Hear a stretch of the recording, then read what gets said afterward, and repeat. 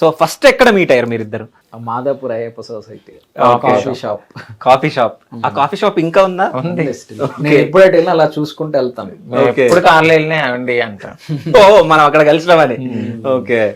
So ఎప్పుడు కలిసిరు, అసలు ఎట్లా కలిసిరు, ఫస్ట్ ఎవరు మాట్లాడారు, చూపులు ఎట్లా కలిసినాయి? ఫస్ట్ అయితే మాత్రం నేను నార్మల్ గా యాజ్ యూజువల్ ఓపెనింగ్ కోసం అని వెళ్ళాను. అదే ఓపెనింగ్ జరుగుతున్న టైంలో ఇంకా కొంచెం టైం పడుతుంది అన్నారు. ఇప్పుడు మేము వెళ్ళే జిమ్మే అదే ఓపెనింగ్. ఓకే. మీరు ఇందాక అడిగారు కదా జిమ్ ఎక్కడని, ఆ జిమ్ ఓపెనింగ్ కోసమనే నేను అక్కడ ఉన్నాను అనమాట. 2 years బ్యాక్ అనమాట. అయితే నేనేం చేశాను, సో టైం ఉంది 7 అలా అన్నారు కాబట్టి మార్నింగ్ ఎర్లీ మార్నింగ్స్ ఉంటాయి కాబట్టి మాకు మేము ఇంకా ఫ్రెండ్స్ తో కలిసి అక్కడికి వెళ్ళాను. టీ షాప్ కి వెళ్దాం పదండి టీ తాగుదాం ఈ గ్యాప్ లో అన్నారు. అట్ ద సేమ్ టైం నాకన్నా ముందే ఈయన వచ్చి ఉన్నారు అక్కడ. నేను మా ఫ్రెండ్స్ దోశలు తింటున్నారు. అప్పటికే నేను కొంచెం లావ్ అయితే డైట్ అంటాను, ఓకే, మళ్ళీ తగ్గినా మళ్ళీ తింటా. ఇది ఒక నాకు యాజ్ యూజువల్ లైఫ్ అనమాట.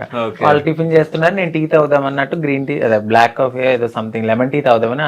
బ్లాక్ కాఫీ లెమన్ టీ అంటే లెమన్ టీ సంథింగ్ ఏదో తాగడానికి అందులోకి వెళ్తుంటే ఈయన అటువైపు ఆల్రెడీ టీయో సంథింగ్ ఏదో తీసుకున్నారు. మా మరిది కూడా అక్కడే ఉన్నారు. ఇంకా నేను ఆ పక్కన నా ఫ్రెండ్ నేను కూర్చున్నాము. ఈయన నేను అబ్బా వీళ్ళు తింటున్నారు డైట్ అమ్మా అన్నాను. డైటా అని తిరిగాడు ఈయన అంతే. ఆ డైటా అని తిరిగి చూశారు. ఆ తర్వాత ఇంకా మీరు ఈయన్నే అడగాలి. నేనైతే ఈయన పట్టించుకోలేదు. ఓకే. సో డైట్ అని చెప్పేసి మీది విని డైటా అన్నారు. సో దాని తర్వాత అక్కడ డైట్ గురించి ఎవరు మాట్లాడతారు ఆ టైంలో అని డైట్ అయిన పదం వినిపించేటప్పుడు తిరిగాను. డైటా ఎవరెక్కడ డైట్ అని తిరిగేటప్పటికి చూసాను. ఓకే. చూసేటప్పుడు నచ్చింది. ఇంకేది అంటారు కదా ఫస్ట్ ఫస్ట్ సైట్ లోనే ఫస్ట్ సైట్ లో ఇంకా నచ్చింది, మాట్లాడాలనిపించింది. కాసేపు కూర్చొని మాట్లాడాను, రెస్పాన్స్ లేదు, ఏం లేదు. ఇంకా ఏదో చిన్న ఇన్సిడెంట్ అయింది అక్కడ, ఎవరేదో మాట్లాడితే చెప్తీయడం అది జరిగినప్పుడు ఇది ఇప్పుడు మా ఆయన తీశారు. అదే అట్ ద సేమ్ టైం అక్కడ ఇంకొక అబ్బాయి ఉన్నాడు. ఈయన చూసిన వేరే వర్షన్ లో చూస్తే తను వేరే వర్షన్ లో చూస్తాడు. ఓకే. నేను సింగిల్ అప్పుడు. సో సింగిల్ గా ఉన్నప్పుడు ఈయన నా పక్కన ఉండరు, ఎవరు ఉండరు కాబట్టి మేము మా కమ్యూనిటీతో ఈ టైంలో వీళ్ళు ఎందుకు ఇక్కడ అంటే, మీరు ఈ టైంలో రావచ్చు టీ తాగొచ్చు, మేము ఈ టైంలో వస్తే అది. తను నన్ను వేరేగా మాట్లాడేసరికి నాకు కోపం వచ్చి ఏమని మాట్లాడి ఇట్లానే ఎక్కడుంటావు, మీ స్పాట్ ఎక్కడ ఓకే అనేసరికి నువ్వేం మాట్లాడుతున్నావు అని నేను అన్నాను. నాకు తెలుసులే మీరందరూ ఎక్కడ ఉంటారో. ఈయన నాకు చిర్రెత్తుకొచ్చింది. అప్పుడే ఈయన మాట్లాడదామని ఆ పక్కన కూర్చున్నాడు, ఈ పక్కన వీడొచ్చాడు. ఓకే. నాకు ఇక బీపీ వచ్చేసి ఎలా కనపడుతుందని నీకు అని చెప్పి చెప్పు తీసేసరికి నలుగురు అక్కడ ఉన్నారు. ఈయన కూడా ఏమో ఇప్పుడు నేనేమన్నా అడిగితే నన్ను కూడా కొడుతుందా అనుకున్నారేమో. కొంచెం సైలెంట్ ఉన్నాను. ఇక్కడ ఉన్న మనిషి కొంచెం అటు జరిగేది. ఓకే. భయం వేసింది. బేసిక్ గా ఆడు తను కూర్చుంది, నేను తను కూర్చున్నాం పక్కనే. సో ఆడు అలా వచ్చి పైనుంచి వచ్చి మాట్లాడితే చెప్పు తీసేది. యాక్చువల్లీ కన్వర్జేషన్ కూడా లైట్ వినపడుతుంది, నేను కొంచెం డిస్టెన్స్ లో కూర్చున్నాను. సో చెప్పు తీసేసరికి ఏదో తేడాగా మాట్లాడి ఉంటాడు, నాకు తెలిసి అర్థమైంది. సో ఒక 2 నిమిషాలు నేను సైలెంట్ అయిపోయాను. వామ్ ఎంత హార్ష్ ఉంది ఏంద్రా ఆయన చెప్పు తీస్తుంది అని చెప్పేసి అందరి ముందు. అంటే సడన్ గా ఇప్పుడు అందరూ చాలా మంది ఉన్నారు. ఇప్పుడు ఉంటదో ఉండదో తర్వాత సంగతి. చాలా మంది నుంచుంటే అక్కడ కలిసి స్పాట్ ఎక్కడ ఈయన సరే నాకు అసలు మైండ్ తీసుకోలేకపోయాను. మీకు తెలుసు అయ్యప్ప సొసైటీ అంటే కొంచెం క్లాస్ గా ఉండేవాళ్ళు, జాబ్ చేసే వాళ్ళు ఉంటారు కాబట్టి ఆ టైంలో నన్ను అడగడం నాకు నచ్చల. ఫస్ట్ నుంచి అంతే, నన్ను ఎవరైనా ఆ మాట అడిగితే నాకు కోపం వస్తుంది. నేను అలా రియాక్ట్ అయ్యాను. ఈయన కొద్దిగా పక్కన జరిగారు, వాడిని కొడదాం అనుకునేసరికి నా ఫ్రెండ్స్ ఆపేశారు. చెప్పు తీసాను కొట్టడానికే. ఇది తగిలితే నీకు తర్వాత పరువు ఉంటదా అని అడిగాను అంతే. వాడు సారీ అనుకుంటూ వెళ్ళిపోయాడు. ఇక కొంచెం కూల్ చేసి దాని తర్వాత మీ హీరో ఎంట్రీ ఇచ్చిండు ఈయన. అప్పుడు నేను మెల్లగా కన్వర్జేషన్ స్టార్ట్ చేశా ఊరికే. అప్పటికి ఈయన ఒక కేక్ ఇవ్వడము అవి ఇస్తుంటే నేను తినకపోవడం, మా ఫ్రెండ్కి ఇచ్చిన తినకపోవడము, మాట్లాడడము, చూపులు అనుకోకుండా మరి నాకెంతకి ఇష్టం అయ్యిందో మరి నాకు తెలీదు. చూడడం అది జరిగింది. నెంబర్ అడిగారు, ఇవ్వలేదు. ఆ తర్వాత నెక్స్ట్ టైం మళ్ళీ అనుకోకుండా వాళ్ళ బ్రదరు ఈయన రావడం, అక్కడ అడిగితే అప్పుడు కాదు అనుకోకుండా వచ్చిరా మీరు కూడా ఆ టైం కి అనుకోకుండానే అనుకోకుండానే ఈయన డైలీ వస్తారు.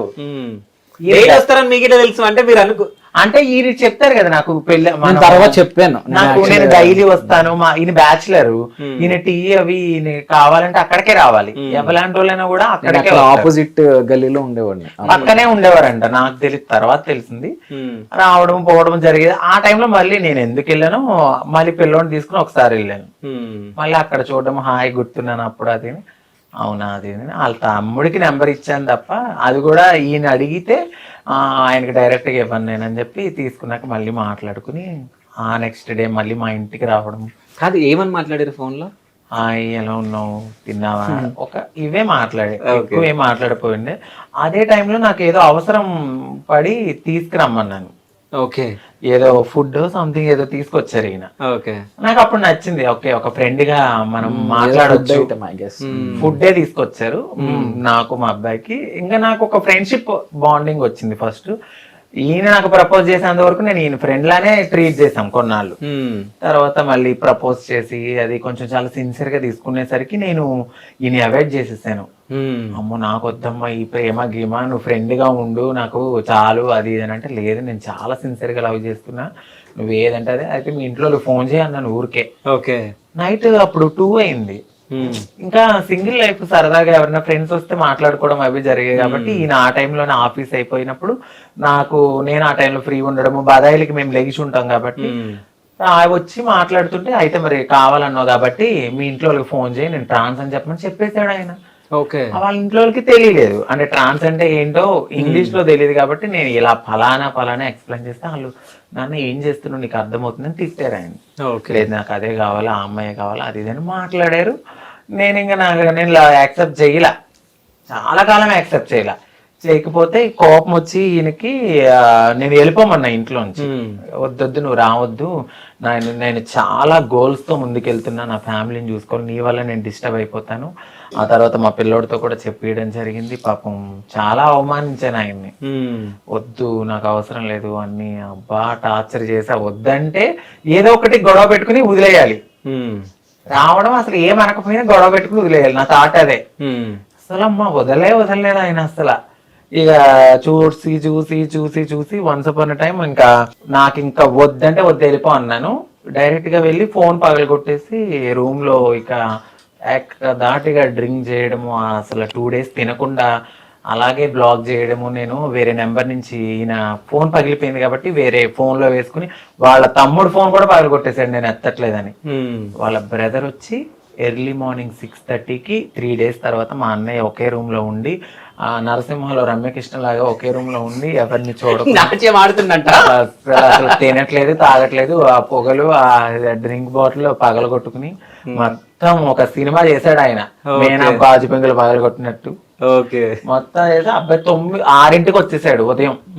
ఎవరా కాలింగ్ బిల్లు కొడుతున్నారంటే నువ్వు ఉన్నావు ఆ రోజు, మా అబ్బాయి కూడా ఉన్నాడు నాకు గుర్తులేదు. నేనే లెగిసి ఏంటి మీ గోల్ ఏంటి మీరేంటి అని అంటే, లేదు ఇలా జరుగుతుంది ప్లీజ్ అంటే అప్పుడు పిలిచాను. పిలిస్తే వచ్చాడు. మంచిగా మన మీద ప్రేమతో ఎలా ఉంటది, బాధ దుఃఖం అన్ని కలుపుకుని వచ్చి ప్లీజ్ అది ఇది అని మాట్లాడితే, లేదబ్బా మా లైఫ్ ఇది, మేము ఇలా ఉంటాం. ఈ రోజు ఒకలా ఉండొచ్చు, ఈ రోజు నువ్వు కంటికి చూసావో మనసుకు చూసావో ఫ్రెండ్లీగా కొన్నాళ్ళు కంటిన్యూ చేద్దాం అనుకున్నాము. ఇంకా అలా ఓకే అన్నాడు. తర్వాత ఆయన చూసే విధానం నాకు తెలుసు కదా, ఇంకా ఈ నెల కాదని చెప్పి నన్ను బయటికి తీసుకెళ్ళు, నన్ను షాపింగ్కి తీసుకెళ్ళు, నా ఫ్రెండ్స్ అందరినీ తీసుకెళ్ళి ఆయన బిల్లు కట్టించడం. 35,000 బిల్లు కట్టారంటే అర్థం చేసుకోవాలి. 35,000 బిల్లు కట్టించారు మీరు? ఎక్కడికి? షాపింగ్ లేకుంటే తినడానికి అండ్ అంటే ఫ్రెండ్స్, ఎందుకంటే 35,000 అంటే అందుకే అవుతాయి. ఒక పబ్ తీసుకెళ్లారు. ఆ పబ్ లో కూడా నేను ఒక ట్విస్ట్ ఏమి ఇచ్చానంటే, ట్రాన్స్ ని అలౌ చేయడు కాబట్టి నువ్వు ట్రాన్స్ ని అలౌ చేసేలా చెయ్యాలి, మేము రావాలి అంటే ఈయన కొంచెం గ్రిప్ ఉంటది కాబట్టి ఆ ఫీల్డ్ కి సంబంధించిన వాళ్ళతో మాట్లాడి మమ్మల్ని తీసుకెళ్ళి అమ్మో అంత చేశాడు. ఇక నచ్చింది నాకు ఆయన ఇది. టెస్ట్ చేసిరా చాలా. ఓకే, నేను చాలా మందిని చూసున్నాను అప్పటికి. ఉన్నది కాకపోతే ఏంటంటే ఉంటది కదా సస్పెన్స్, చాలా మంది వీళ్ళ దాంట్లో జరుగుతాయి కాబట్టి వాళ్ళ బ్రదర్ క్లారిటీ రావాలి. ఈయన రాలేదు మళ్ళీ అప్పుడు. ఈయన ఓన్లీ తర్వాత కొంచెం ఒక 10-15 మినిట్స్ వచ్చి వెళ్ళిపోయారు. వాళ్ళ బ్రదరే మొత్తము కార్డు ఇచ్చేసారు. సో నేను అది వీకెండ్ కదా కొంచెం బిజీ ఉంటాను కాబట్టి తోడు నువ్వు ఉండరా ఏమైనా ఉంటే పక్కన కాల్ చేయి అని చెప్పాను. తర్వాత ఒక గంటన్నర తర్వాత మళ్ళీ వెళ్ళి ఒకసారి వెళ్ళి చూసుకొని ఓకేనా ఓకే అప్పుడు మళ్ళీ 15 మినిట్స్ ఉన్నారు, వెళ్ళిపోయారు. ఇంకా అలా కంటిన్యూ అవ్వగా నా బర్త్డే వచ్చింది. నా బర్త్డే వచ్చినప్పుడు ఇంకా మా ఇంటికి తీసుకెళ్ళాను ఒకసారి. మా అమ్మగారు అలా అంత పట్టించుకోలేదు కానీ కొంచెం బాగానే మాట్లాడారు, బాగానే హ్యాపీగా రిసీవ్ చేసుకున్నారు. ఎవరు అంటే ఇట్లా అని చెప్పాను. చెప్తే అవునా సరే అది ఇదని మాట్లాడారు. ఇంకా నా పని చూసుకుని వచ్చేసా. ఈయన బర్త్డేకి గిఫ్ట్ కొన్నారు నాకు అప్పుడే. ఇప్పుడు ఇంటి కోసమనే కొన్ని బయట ఉన్నాయని చెప్పా కదా, అందులో ఉంది అది. నక్లీస్ తీసుకున్నారు నాకు. నక్లీస్ తీసుకున్నారు. పార్టీకి చాలా బాగా గ్రాండ్ గా చేశారు. అప్పుడు 3 లక్షలు ఎగిరిపోయినాయి ఆయనకి. సో అప్పుడు నచ్చిర్రా? డబ్బు కోసం కాదు, అంటే ఖర్చు పెట్టగా అయినా కూడా నన్ను వదిలేస్తాడా, ఈయనకున్న ప్రేమ వదిలేసుకుంటా. ఇప్పుడు ఒక టెస్ట్ చేస్తున్నప్పుడు ఒక అమ్మాయి పదే నాకు అది ఖర్చు పెట్టి ఇది ఖర్చు పెట్టి అంటే అది ట్రూ లవ్ కాదనుకుని వదిలేస్తారు కదా, అట్లా కాదనుకుంటారేమో అనుకున్నాను. బట్ ఆయనకి తెలుసు నేను ప్రేమ. ఒకవేళ నిజంగా కాదని అనుకున్నుంటే మీరు ఏం చేస్తుండే? మీకు అప్పుడు లవ్ పెరుగుతుండే, స్టార్ట్ అవుతుండే? అలా ఏం లేదు, నేను అప్పటికే చాలా స్ట్రాంగ్ గా ఉన్నానండి. నేను నా ఫ్రెండ్స్ దగ్గర చూసి ఉన్నాను. నేను చాలా స్ట్రాంగ్. నేను అసలు నాకు అది కావాలి అంటే అది కావాలి, అది వద్దు అంటే వద్దు. నేను అది కష్టపడాలి అంటే కష్టపడతా. సో మరి ఆయన గురించి కష్టపడ్డారా లేదా మీరు? నేను ఎప్పుడు ఆయన కోసం అయితే కష్టపడలేదు, ఆయనే నా కోసం ఎప్పుడు కష్టపడుతూనే ఉన్నారు. ఇప్పటికీ ఆయనకి ఎన్ని బాధలున్నా నన్ను బాగా చూసుకుంటాడు, నన్ను నొప్పించరు. ఇప్పుడు ఆపరేషన్ లేకుండానే మోకాళ్లకు ప్లాస్మా ట్రీట్మెంట్. మీ ఆర్థోపెటిక్ సమస్యలన్నిటికీ రోబోటిక్ టెక్నాలజీ ద్వారా తక్కువ ఖర్చుతో శాశ్వత పరిష్కారం. Free consultation. ప్రతి ట్రీట్మెంట్ పై 20% డిస్కౌంట్. ఈ ఆఫర్ కొద్ది రోజులు మాత్రమే. త్వరపడండి. V9 hospitals 9281465842.